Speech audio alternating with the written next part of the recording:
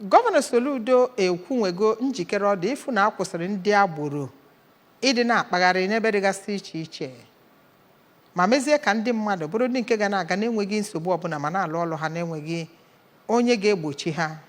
Gọvanọ Soludo mee ka amata nke a ụnyaahụ n'oge o guzobere otu ga-afụ na agaghịzi enwe ndị agboro n'ụdị n'ụdị ọbụla na Anambra steeti. Onye ọlụ anyị Valentine Mbadoga nọ ebe a wetara anyị ozi a. Ya bụ gọvanọ dị ka ọ na-eme ya bụ emume na ọpa iwe ka nke dị n'Ọnịcha kwuru na ọchịchị ya na-agba mbọ iweghachite ọnọdụ irube isi n'iwu ọkacha mkpa n'ebe Ọnịcha nọ. Ka ọ na-ekwu okwu na ndị agboro emeela ka steeti a na-adaghachi azụ na mpaghara Ọnịcha, gọvanọ gwara ndị ahụ bicha ebe ahụ ka agba mbọ nyere aka weta udo na steeti a. Ya bụ gọvanọ kwuru na steeti a ewepụtala ọnọdụ mara mma dị iche iche maka ndị ntorobịa. Ọ gwakwara ndị ahịa ka ha gbaa mbọ hụ na ndị mmadụ na-azụ ahịa ha nke ọma.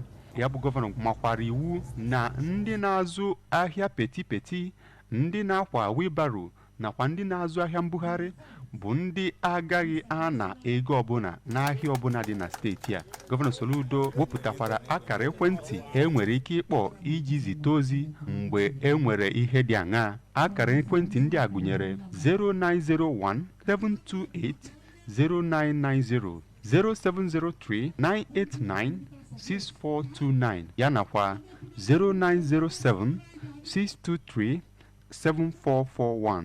Ọ kpọkwara ndị na-akwado ndị agboro a ka ha gbaa mbọ kwụsị ya. Onye kọmishọna ahụ maka Homeland Affairs Maazị Chikọdịanara dịka ọ na-ekwu okwu kwuru na ebumnobi a bụ iji wee kwalite ihe ndị dị mma a na-ahụta na steeti a. N'ozi ekele ya, onye special advisor nke gọvanọ n'ebe o metụtara nchekwa Air Vice Marshal Ben Chiobi lagoro ezumike nka kwuru na ndị ahụ bụ ndị a zụrụ nke ọma bụkwara ndị ga-arụ ọrụ n'ebe ọ dị ukwuu. Ya bụ mmemme bụ nke kpọkọtara ndị dị iche iche na-arụ ọrụ n'ụlọ ọrụ nchekwa nke steeti a nakwa ndị ọrụ gọọmenti dị iche iche.